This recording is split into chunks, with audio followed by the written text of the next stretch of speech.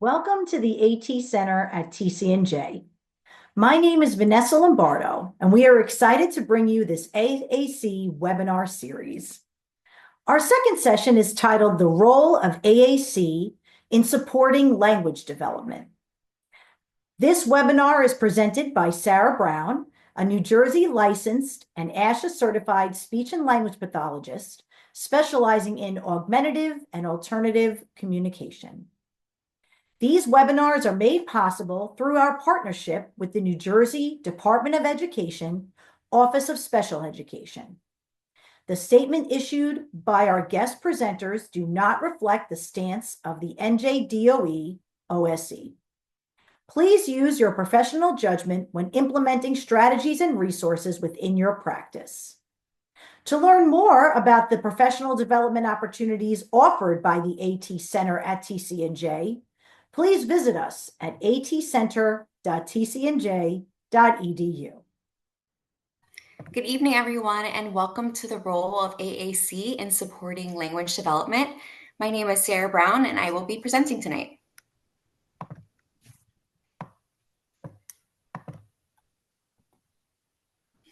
Okay, so please help me get to know you in the chat. If you could tell me your name, where you're from, what brings you here tonight. We had a webinar last night, and I'd love to know if anyone here tonight also attended last night.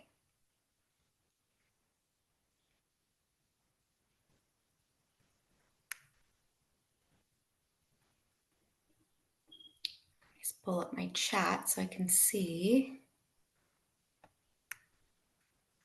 Okay, so SLP attended last night. Wonderful. Welcome back. Okay, we have some schools in New Jersey. Kristen attended last night. Wonderful. Hi, Lauren, South Jersey. Okay, lots of SLPs. Love to see it. All right, wonderful. Well, welcome, everyone. Thank you so much for being here. I know you probably had a long work day, so I hope you get a lot out of tonight's presentation. Okay, so now that I've gotten more to know about all of you, I'd like to introduce myself and share more about my background before we get started. So I am dually licensed to practice speech language pathology in New Jersey and North Carolina. I recently relocated to the Charlotte area in North Carolina. I am certified by the American Speech, Language, and Hearing Association.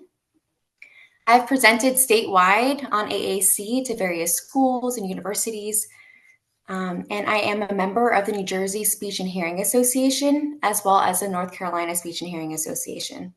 I served as the chair for the Interprofessional Autism Committee for the New Jersey Speech and Hearing Association. And I've practiced in a variety of settings, including early intervention, public and private schools, higher education, as well as private practice, where I'm currently at right now. And my areas of interest include AAC, of course, autism, sensory integration and processing, early language development, and neurodiversity affirming therapy. And on a more personal note, my husband and I are expecting our first baby in early June, and I'm looking forward to the future and speaking not only from a professional standpoint, but from a parent perspective as well. Okay, so our learning objectives for tonight. So as a result of this webinar, you should be able to define augmentative and alternative communication and why it's beneficial for young children and their families, compare spoken language development with AAC language development, and explain 3 ways to support early language skills in children, both spoken language and AAC users. So early language development and AAC are truly areas of the speech pathology field that I am incredibly passionate about, and I encourage the audience to ask any and all related questions in the chat. We will be monitoring the chat for questions and addressing them during the Q&A portion at the end of the webinar.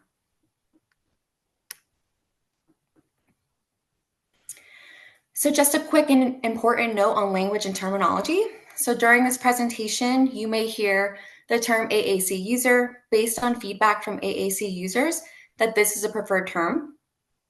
Non-speaking or minimally speaking instead of nonverbal. The term nonverbal can have a negative connotation and may imply a lack of language or the ability to understand. AAC device or AAC system will be used instead of talker based on feedback from AAC users that this is also a preferred term.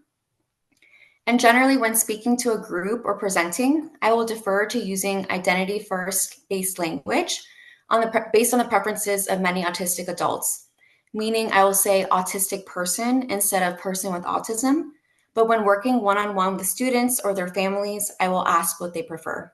When in doubt, it never hurts to ask. So language matters and shapes perceptions. Terminology is constantly changing, and it's important that we listen to and include the opinions of people with lived experience.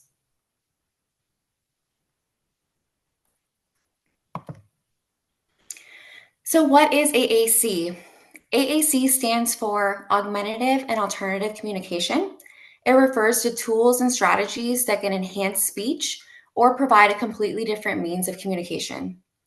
It falls under the broader umbrella of assistive technology or the use of equipment, tools, and strategies to improve functional daily living in people with various disabilities. Augmentative means to supplement or add to someone's speech. So it includes things that can make your message more clear to a listener, such as using facial expressions and gestures like I'm doing right now. Alternative means instead of. So it includes things that replace spoken language, such as a dedicated communication device, which can only be used for communication purposes, or an iPad with the communication app. This is when we have an iPad that can be used for many different things in addition to communication purposes. A key takeaway that I hope you leave here tonight with is the emphasis on the augmentative definition. Most often when people think of AAC, the image of a non-speaker comes to mind, but we can't forget that it's also for adding to existing speech. AAC can be very flexible because communication needs are very different from person to person. Some people use AAC all day, every day, while others use it only in certain situations. So what is AAC? AAC is generally broken down into two categories known as aided and unaided AAC. So under the unaided category, it's also known as no tech. It does not require any external tool. It is communication done solely with the body. For example, gestures, facial expressions, sign language, and body language. Under the aided category, we have light tech, mid tech, and high tech. It is communication methods that require external tools or devices. For example, you may have heard of core boards, GoTalk, an iPad with the communication app, etc. So a pro or strength in using unaided AAC is that it is always available and no external tools are needed or required. However, a limitation is that it may not be understood by everyone and requires fine motor skills or physical ability to perform certain movements. For example, many daycares and preschools incorporate sign language into their daily routines and songs. However, I have had parents say that their child's signing, but they don't know what they mean when they come home.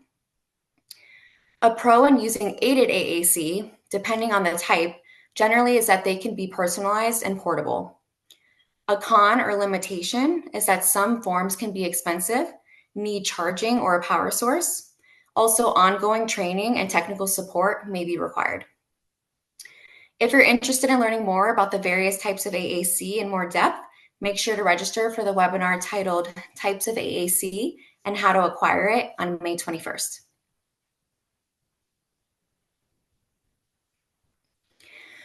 So why are we talking about AAC and how it supports language development? As a speech-language pathologist, I know that early intervention is imperative to the development of at-risk children, but it is also a federal mandate for those that qualify. A child's developmental needs can best be addressed when they are identified early and services begin.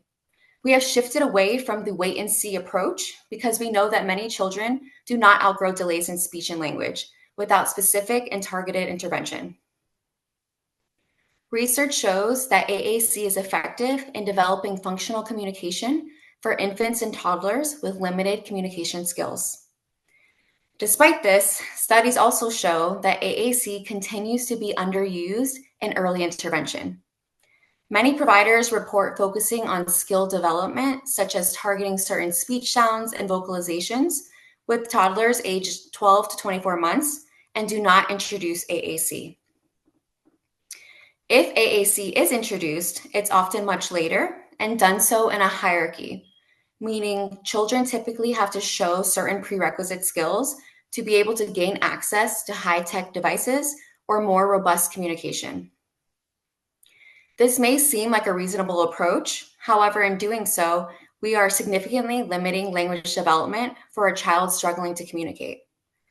I always like to give the example of a mother speaking to an infant or a toddler.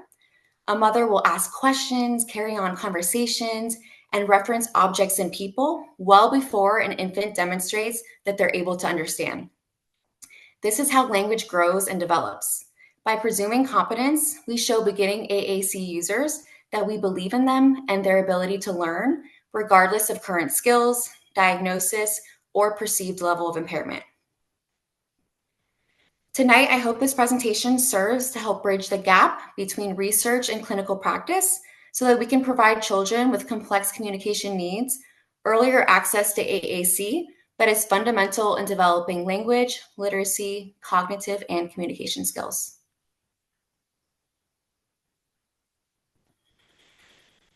So let's talk about supporting early communication rights. The Communication Bill of Human Rights was developed by the National Joint Committee and emphasizes that every person, regardless of disability or communication mode, has a right to communication, which includes use of AAC if necessary. This document is a powerful advocacy tool that reinforces communication as a basic human right and not a privilege. It is especially relevant when discussing AAC because it highlights why access to communication systems is essential and not optional for people with various communication support needs. So the IDEA Part C is a section of the Individuals with Disabilities Education Act, or the IDEA, that focuses on early intervention services for infants and toddlers birth to age 3 who have developmental delays or disabilities. Early intervention services can help young children reach developmental milestones in areas such as cognitive and communication development, physical development, social and emotional development, etc. The IDEA Part C requires that services be delivered through an individualized family service plan, also known as the IFSP, which is a family-centered plan that outlines a child's needs, family goals, and services to be provided. Many families do not realize that if their child has delays in communication, AAC can be included in their IFSP as part of their early intervention plan. Under the IDEA Part C, families have a right to access tools and supports, which includes AAC if it helps their child communicate more effectively.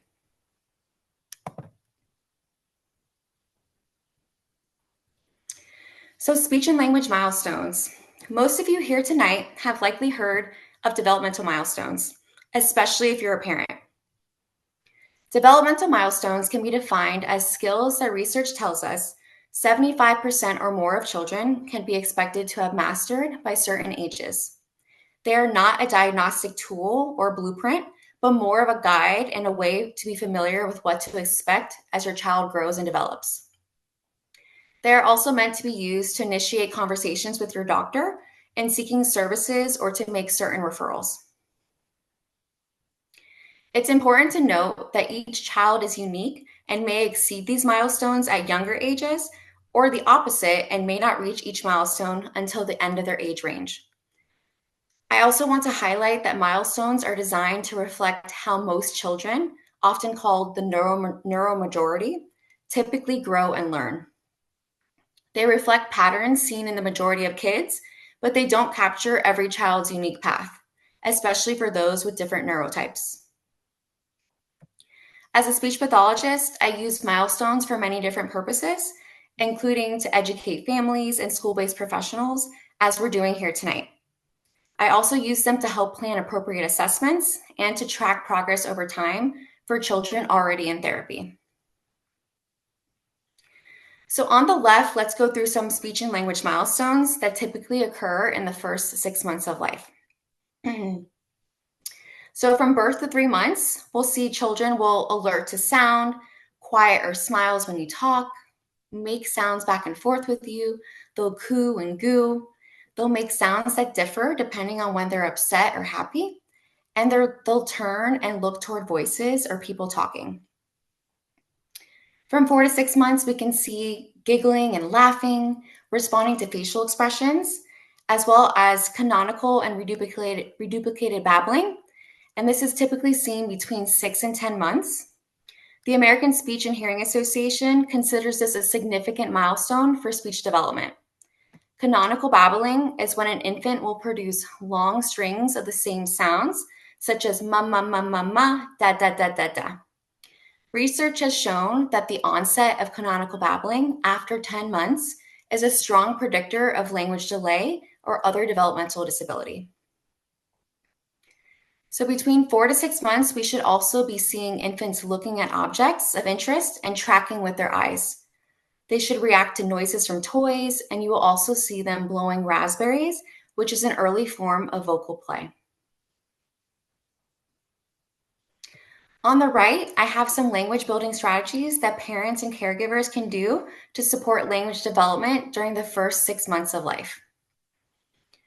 So we want to be engaging in as much face-to-face interaction as possible because this supports rich and dynamic input that builds communication skills in ways that passive exposure through screen time cannot. When adults and children engage in face-to-face, children receive immediate contingent responses that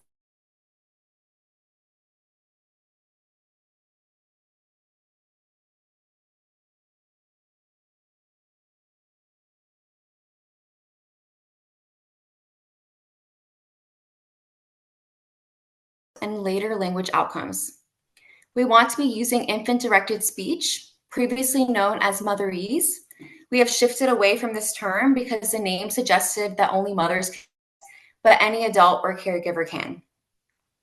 Infant-directed speech is when an adult will use a higher pitch, exaggerated intonation and prosody that sing-songy rise and fall, and a slower rate of speech, which allows infants to process sounds and patterns more easily. Infant-directed speech also supports emotional bonding and maintaining attention.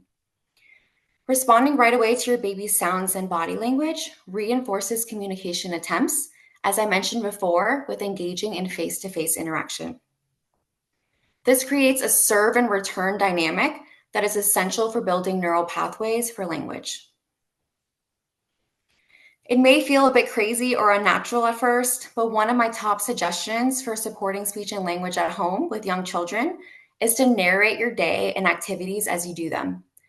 This is a great low-pressure way to expose infants to vocabulary with repetition that they need, because you likely will be doing some of these routines, such as diaper changes and meal times, multiple times a day.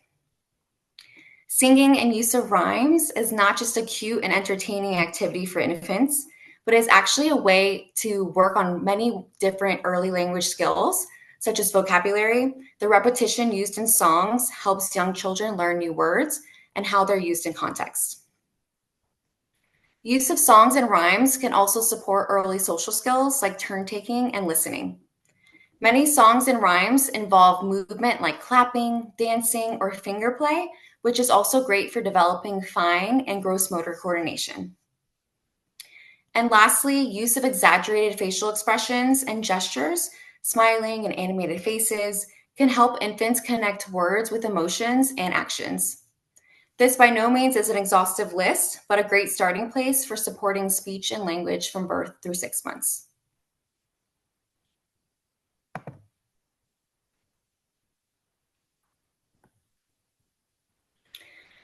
So from 7 to 9 months, some speech and language milestones include looking at you when you call their name, which is an early indicator of joint attention, which I mentioned previously is a foundational skill for communication.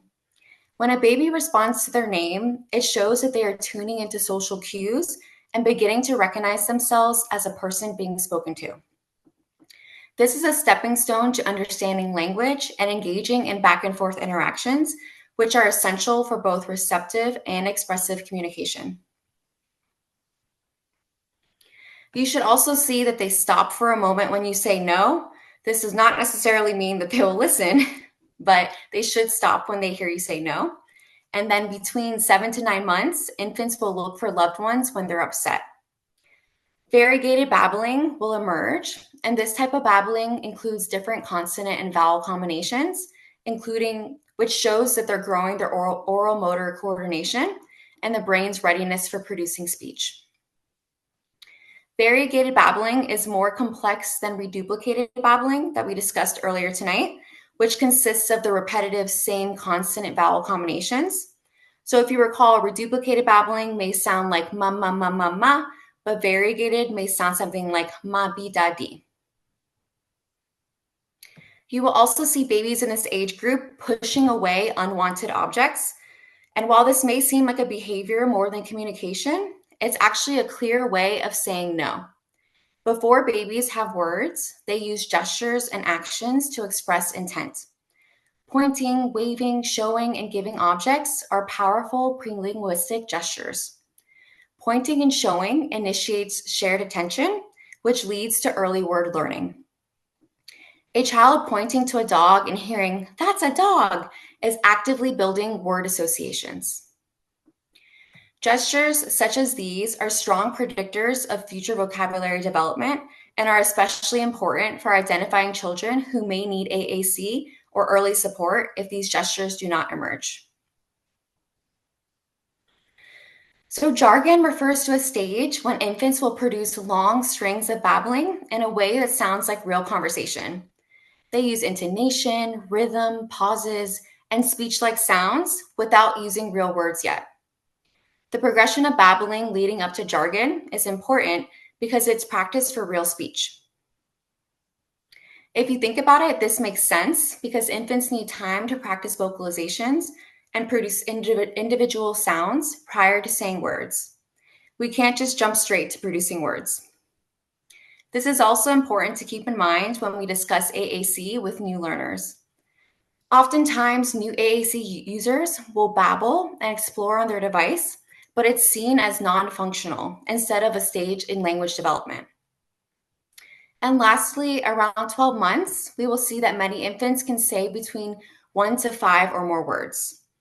These words are often high frequency or familiar words, names of important people such as mama and dada, common objects, animals, and action words. So how can we support speech and language during these months? Reading aloud daily is one of the best ways to support speech and language. Research has shown that children who are read to daily hear about 1.4 million more words by age 5 than children who are never read to. Reading aloud also supports development of cognitive skills such as memory, attention, and problem-solving abilities. So we've already briefly discussed how important it is to immediately respond to your infant's vocalizations because this further promotes more back and forth interactions. Responding to babbling with intention means that we are interpreting what we think an infant may be indicating with certain vocalizations. For example, when a baby makes a sound after taking a bite, we may say, "Yummy, I liked that." Or when they're saying da, da, da, da, da, even if dad is not around, we may still point to a picture of dada and say, "Yes, that's dada." This also brings me to my next strategy of pairing words with gestures and signs. So pairing words with gestures and signs can strengthen an infant's understanding of language and provides them with additional ways to communicate their needs before they can speak. When teaching vocabulary and new words, we want to label objects and point to them to make it easier for babies to link the spoken word to the object or concept. Social games such as peekaboo or hide and seek model back and forth interactions, which is a foundation for conversation. Children are motivated by joy and connection, and social games help build strong caregiver-infant bonds and motivates babies to engage more in communication. It can be so tempting to ask children a bunch of questions, especially ones you know that they know the answer to. Learning to talk is an exciting time for both babies and caregivers. However, too many questions can actually work against us and make children feel like we're constantly quizzing them. One suggestion I like to give parents is to use a 3-to-1 ratio. For every 3 comments you make, you can ask one question. So, for example, here comes red, here comes blue, here comes green. What color is this? Instead of asking, what color, what color, what color, each time your child touches a toy. Lastly, we always want to celebrate and honor all communication attempts. It's so important to keep in mind that children learning language are not perfect and will not have the same capacity each day. Learning to speak and communicate should be a joyful experience and not a chore. If a child chooses to sign more instead of saying it, honor it and don't withhold items until they say the word using spoken language. Speech is not superior to other methods of communication. So let's make sure we are celebrating that our children are communicating and honor all the ways in which they do so.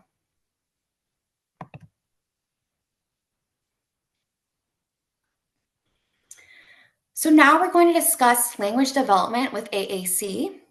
The stages of language and communication development in AAC move from an emerging communicator to an independent communicator. You'll notice that there are not specific age ranges for certain skills like there is for developmental milestones. However, AAC users do follow a similar path of language development, but often on a delayed timeline, depending on individual cognitive, motor, and environmental factors. So for the purpose of tonight's topic, I did not include an independent communicator category since we do not expect beginning AAC users or children developing language to be independent. This chart that I have here is based off of the work of Dr. Patricia Dowden, who is a speech-language pathologist. So an emerging communicator can be defined as an individual who does not have a reliable method of expressive communication. They rely on non-symbolic communication, such as gestures, facial expressions, or eye gaze, to communicate their needs, wants, and feelings. Emerging communicators may not understand cause and effect, meaning that if they touch an icon on a device, they may not realize that they're communicating.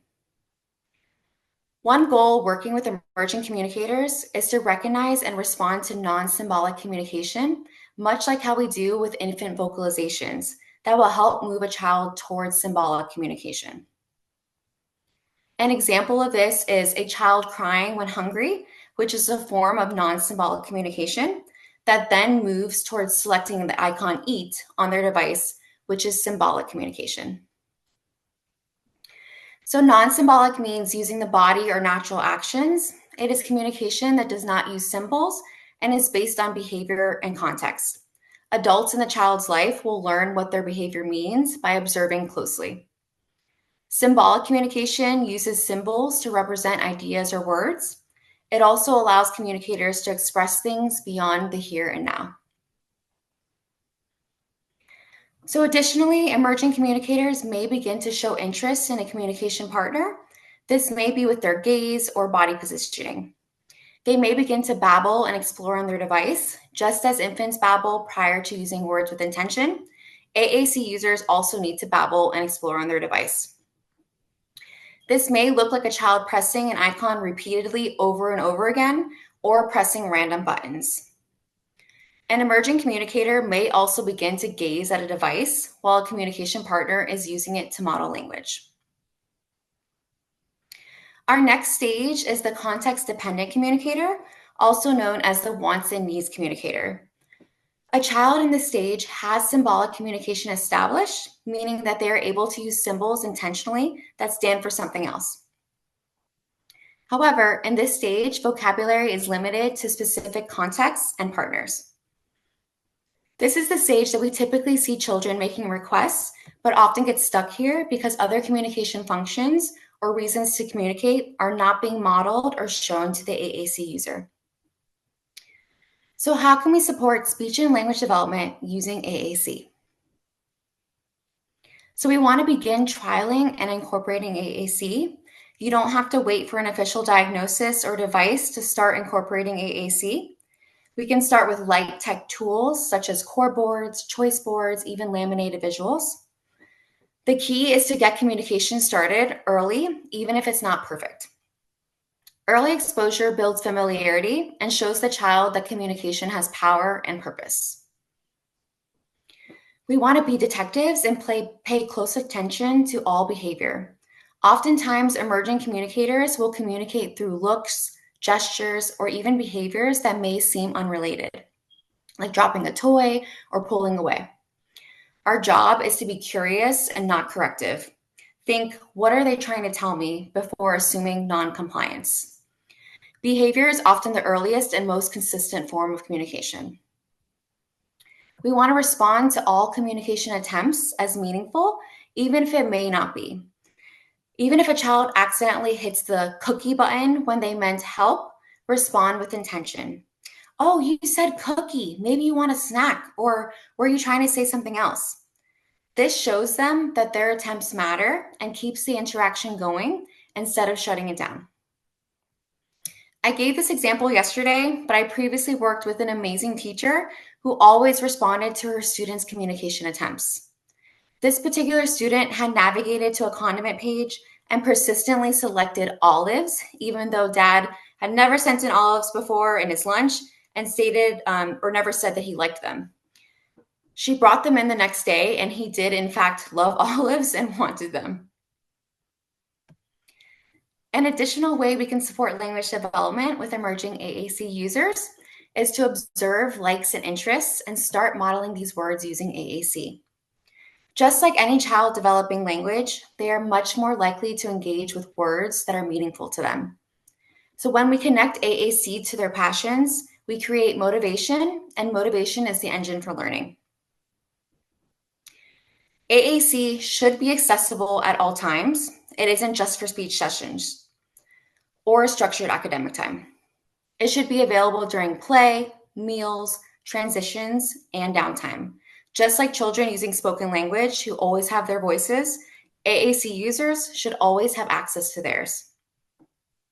We want to model language without expectation, and this is one of the most important strategies, and I'd argue that it probably is the most important. With beginning AAC users, we want to model without requiring the child to reciprocate. Imagine trying to learn a new language if every time someone spoke to you, they demanded you say it back to them. Pressure can shut down communication and create the opposite effect. Remember, we give an infant a whole year of input before we expect them to say any words. So why do we not provide the same respect and mindset towards beginning AAC users?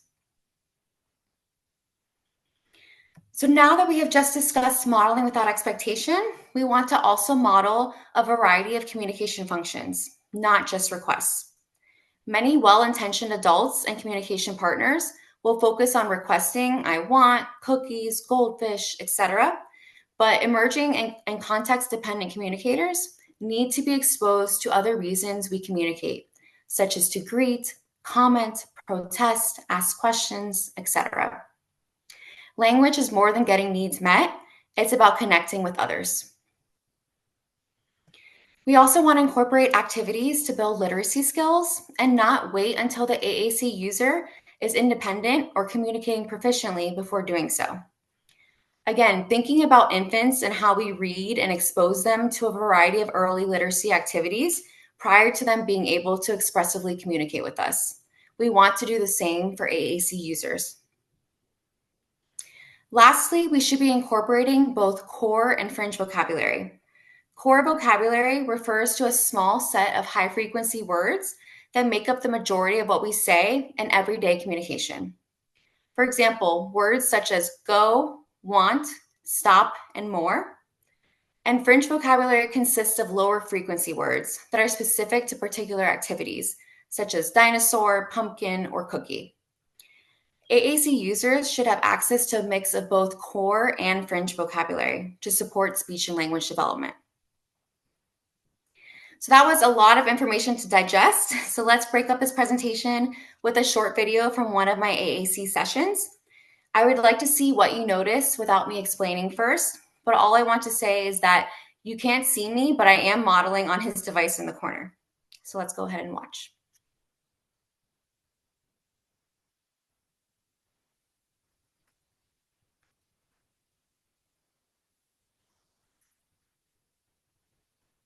Let's put it up, up.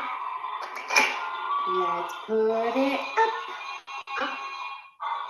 Let's put it up.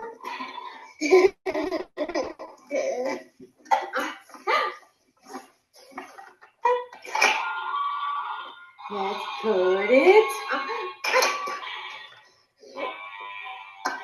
Let's put it up. Let's put it up. Yay!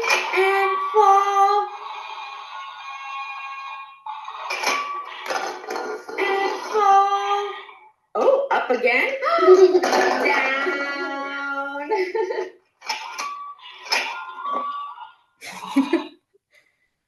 Okay, let's exit out of this.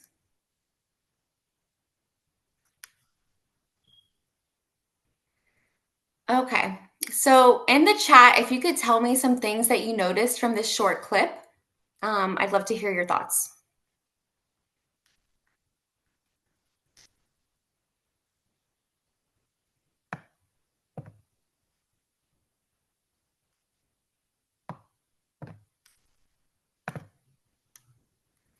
Sorry, I'm just catching up on, I have like really backed up on messages. Okay, let's see here. So if you heard me, if you could tell me what you thought or noticed from this video. So modeling, lots of messages here I gotta catch. So definitely modeling without expectation, absolutely. Modeling the words, a lot of repetition. You're not forcing the interaction, absolutely. You never had him use the AAC device. Many repetition following the child's play, modeling, awesome. Yes, absolutely. Yeah, he appears engaged and responsive. Perfect, wonderful. Okay, so a few key things I noticed as well. I was definitely modeling without expectation. Not once did you see me ask him to select an icon, nor did I withhold any blocks or toys from him so that he would pay attention to me. I was paying close attention to his body language. He giggled, smiled, and eventually joined me without me having to ask. I focused on modeling core vocabulary words up and down. It's a little hard to hear with the background noise, but and I also added an upward gesture. Again, I was in the corner, but I was modeling on the device, and then I also was using gestures with my hands. I provided wait time to see if he would initiate knocking down the blocks, but acknowledged and narrated his action when he found another one to add. For a future session, I likely would add on to the utterance up by adding block up or put up. Okay, great. Okay, so who can benefit from AAC? AAC can benefit anyone who has difficulty with spoken language. This includes individuals of all ages and with a wide range of abilities or diagnoses. For example, children with developmental disabilities, acquired disorders, progressive neurological conditions, and individuals with temporary communication needs. It's important to note that a diagnosis alone does not automatically mean that an individual needs AAC. Similarly, just because a person can speak does not mean that they would not benefit from AAC. And I received permission from Assistiveware to share their AAC Finders checklist, which is a great resource to fill out with the licensed speech language pathologist. This checklist can help you identify what communication skills your child is currently showing and if they would likely benefit from AAC. And I'm going to have Sarah put that in the chat right now for you guys.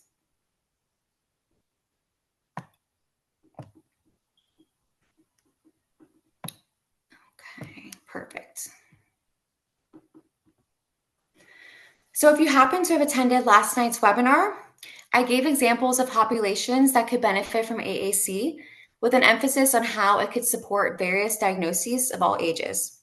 Tonight, since this webinar focuses on supporting language development, my examples will be geared towards early intervention, but please note that the research suggests that you are never too young or too old to benefit from AAC. So let's go ahead and read some of these case study examples. So we have Leah, who's a 36-month-old girl with suspected childhood apraxia of speech. She understands language well, but makes inconsistent sound errors for both consonants and vowels. More errors occur as the length and complexity of a word increases. She often becomes frustrated or sad when misunderstood by family and peers. Her parents have noticed her attempting to communicate less over the past few months. We have Alice, who is a 24-month-old girl diagnosed with spastic cerebral palsy. Her attempts at speech are unintelligible to everyone other than her family members. Her receptive language is very strong. Her mother reports that she understands almost everything that is said to her. And then we have Camden, who is a 28-month-old boy recently diagnosed with autism. Spoken language is limited or absent.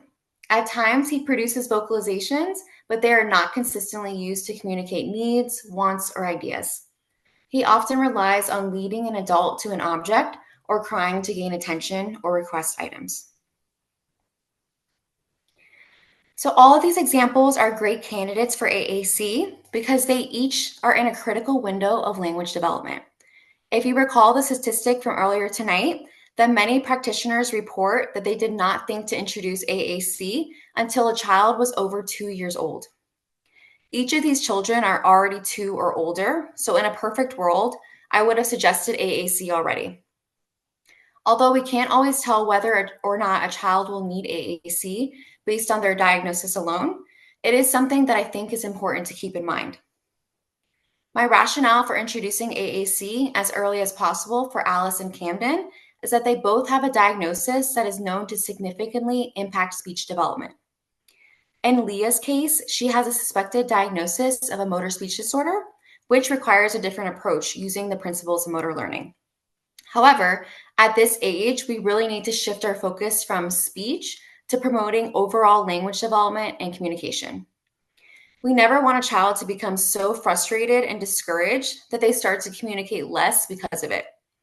As parents, you know your child best and are often able to read between the lines, but we need to think about how they are communicating their needs, wants, and thoughts throughout the day when you're not around and with other adults and peers at daycare or when they begin preschool. So just some examples of AAC and early intervention. There's no one size that fits all when it comes to AAC. Children do not have to be a certain age or prove that they can use AAC before they're exposed to it. This is the same child in all these pictures. I didn't start speech therapy with him until he was 2.5 years old. However, we began using AAC right away. As previously mentioned, there is research to support AAC use with children as early as 12 months old. So now the benefits of early AAC introduction. There is broad evidence for the benefits of AAC, especially for the early intervention population. Despite the persisting misconception that AAC decreases a child's motivation to speak, research shows that it actually does the opposite and enhances language development, and in many cases, increases spoken language in young children. Another benefit is that AAC provides an effective means for expression, often leading to reductions in frustration-based behaviors. And number 3, AAC use can foster peer interactions and enables reciprocity or the ability to engage in back and forth social interactions. An example of this is on the playground. I've supported students in asking for a turn on the swing or for another peer to push them using their device, who otherwise would have stood next to the swing the entire recess without getting a turn or initiating a social interaction.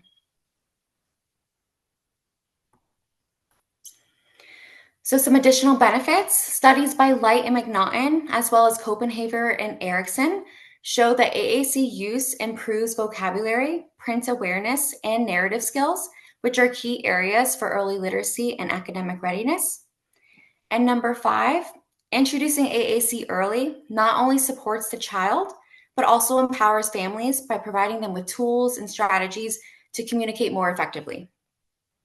When caregivers are included in AAC intervention, They become more confident communication partners that play a key role in their child's language development.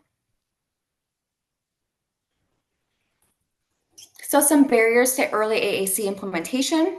So while AAC systems have the potential to significantly enhance communication and language development for children with complex communication needs, successful implementation is not always straightforward. School-based professionals and caregivers often encounter a range of challenges that can hinder consistent and effective AAC use. Understanding these barriers is a critical step towards developing strategies that promote meaningful, integrated AAC support across settings. So starting with number one, many educators and even SLPs lack sufficient training in AAC, leading to inconsistent or inappropriate implementation. Research has also found that a lack in training specific to AAC reduces confidence and competence amongst educators and therapists. Without understanding how to use AAC systems effectively, professionals likely are not providing adequate support for the child's communication development. So moving on to number two, some professionals and families may underestimate the cognitive and linguistic potential of young AAC users, leading to delayed or limited AAC introduction and less robust systems. Underestimating a child's ability can result in an overly simplistic system and restricts language growth. An example of this that I've seen time and time again by well-meaning professionals is a device with 2 to 4 options, such as goldfish, juice, cookie, and a preferred toy. With this layout, a communication partner or adult has no way to model or show how to use language other than to request for a handful of items. These items may not even be what the child wants, but has no way to tell you that. And additionally, there's no room for vocabulary related to classroom routines and activities, which is one of the main reasons to have a device in the first place. Number three, a persistent misconception is that AAC use will prevent or delay speech development in young children, leading some caregivers or professionals to avoid or limit its use. There's a variety of research studies to support that AAC does not inhibit speech development, but often supports and enhances spoken language.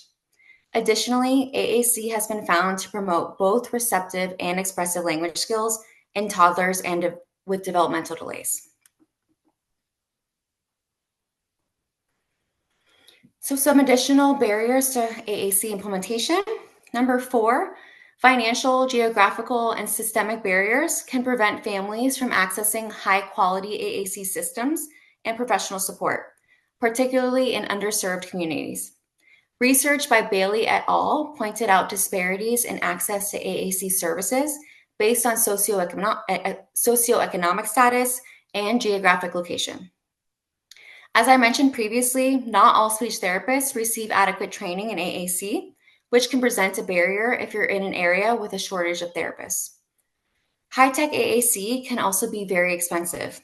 I once worked for a school district that took weeks of advocacy to gain access to a device that I could use in my sessions. I also had to advocate for access to a colored printer to be able to make core communication boards for my students. So depending on your setting, every school does not have appropriate resources and can really serve as a barrier to introducing AAC. And number five, children need consistent modeling where adults use AAC while speaking and naturalistic opportunities to use AAC across all environments. When AAC is not integrated into everyday interactions, its effectiveness is diminished. So just some key takeaways. We want to introduce AAC early to support language development. It's not a last resort. So we want to shift away from the narrative that AAC is only for when everything else has failed. I hope you can leave here tonight feeling confident and advocating for early AAC implementation, because the research is very clear that introducing AAC, especially during critical years of language development, supports spoken language and vocalizations, as well as overall receptive and expressive communication. Number two, AAC is not just for a child having difficulty with communication, but can change the whole dynamic in the home.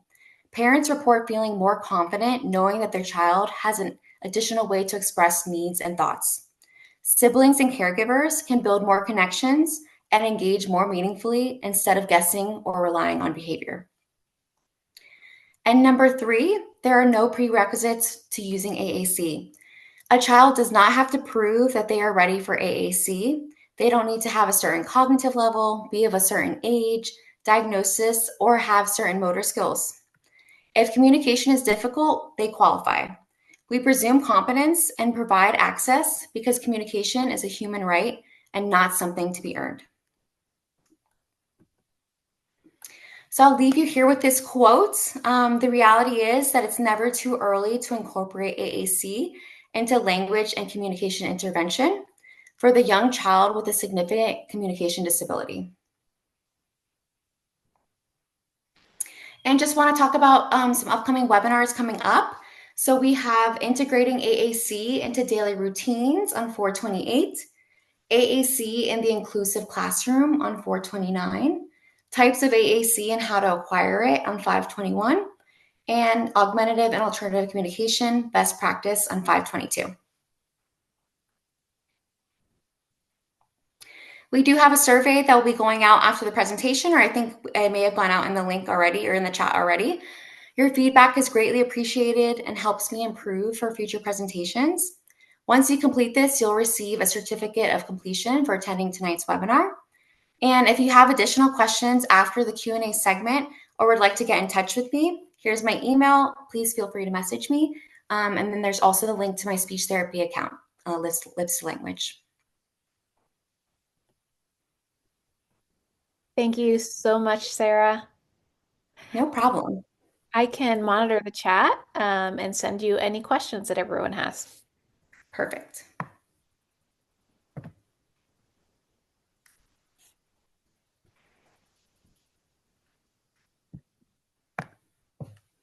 Okay.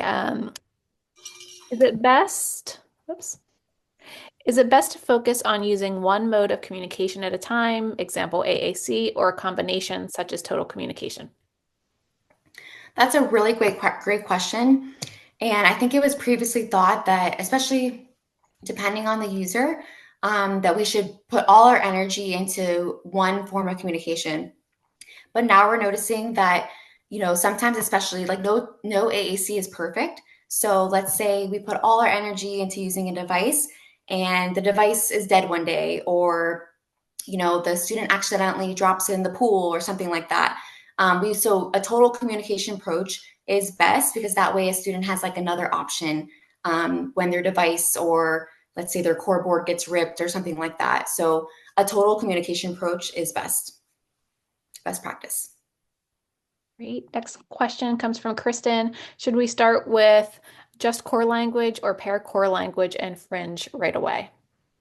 That's a great question.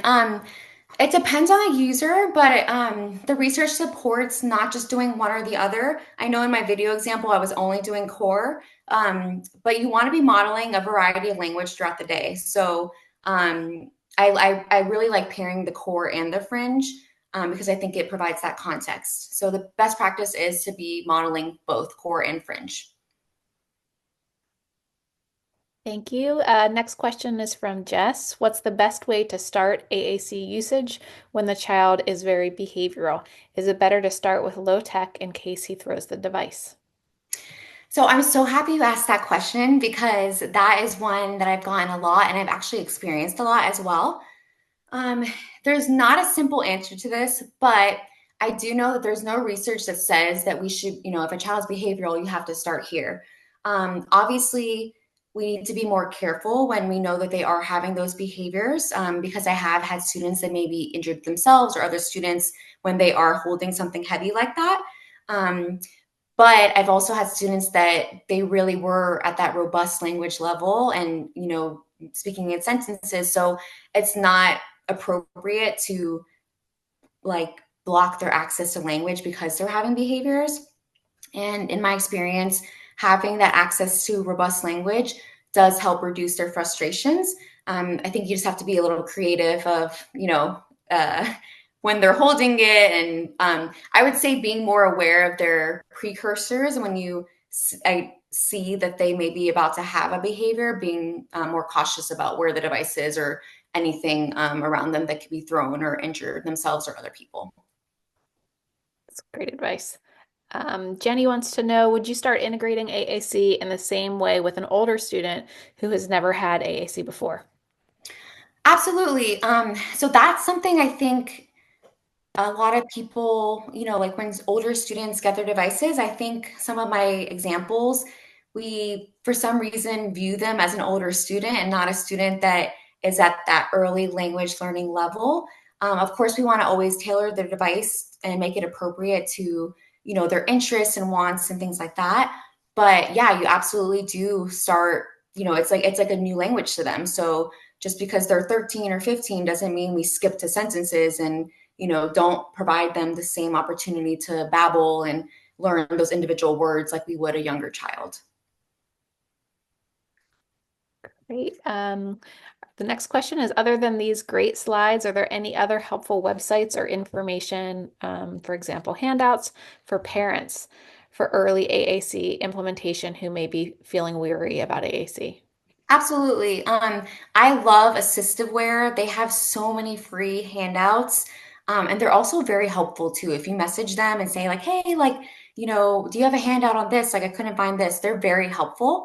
I've also noticed that too with Tobii Dynavox, even though their handouts and information are definitely geared towards using a Tobii, they are still very helpful and they have a lot of great information. I took a literacy and AAC course, and I didn't even feel like they were, pushing the Tobii. Like it was just information about AAC and literacy. So I would say those are great places. ASHA also has AAC information on their site. Trying to think what other resources, but definitely Assistiveware is definitely a go-to that I tend to lean on. They have lots of great articles and parent-friendly resources. Okay. Katie wants to know, in child find efforts, especially in early intervention, how would you approach pediatricians who often wait until 2 to refer medical therapy or the schools? So that one is a loaded question, I would say. I think we as SLPs really need to be developing these relationships with these providers and educating more about the importance of, that under 3 age range and finding them early. So even though, like I said, we're shifting away from this wait and see approach, that's not always the case for all providers. So I think really if you're able to establishing relationships with your local pediatricians and asking them like, hey, can I do a morning, bring in coffee and educate your staff, or can I leave these handouts here or my cards, and just really establishing those relationships. I think that's the best way to go about it because they're not taking, active courses about like what we're doing. So I think it's up to us to kind of put ourselves out there and let them know the work that we do and establish those relationships. Love that idea. The next question is from Jess. What if the child uses different AAC apps in home versus school? That's a great question. I have not come across that in a while. I guess my question would be, why are they using 2 different programs? And then my next point would be to, to educate and see if we can get them on the same program. But I'm a little confused as to why they're using different programs. And I don't necessarily think that that's the most productive, especially for like motor planning purposes. So I think the first step would be to set up a meeting with the parent and then child study team and see if we can get everyone on the same page and using the same program.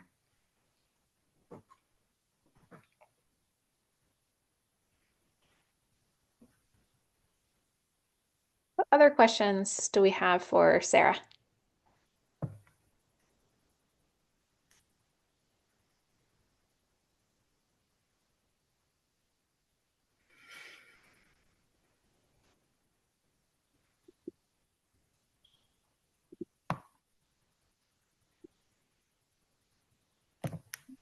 These were some really great questions.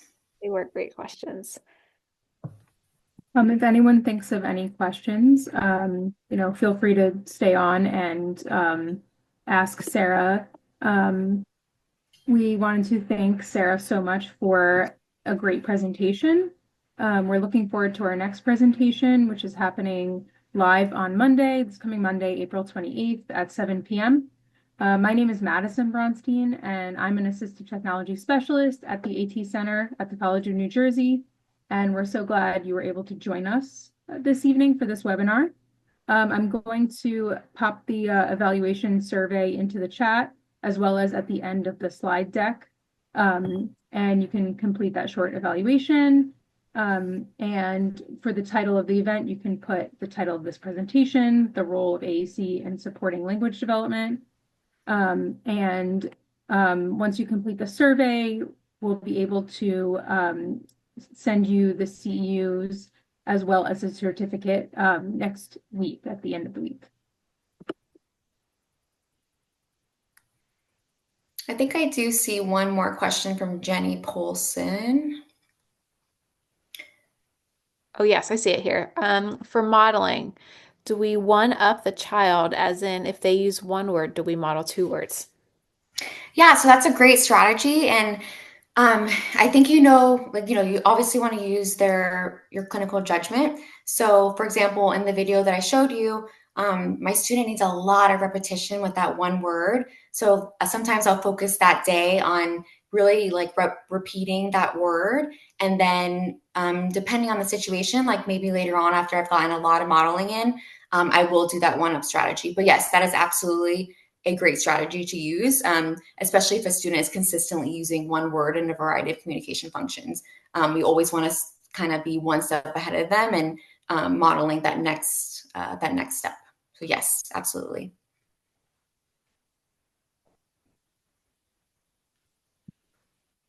Great. So if you have more questions, we can stick around. And the evaluation survey is at a few different places in the chat for you to have.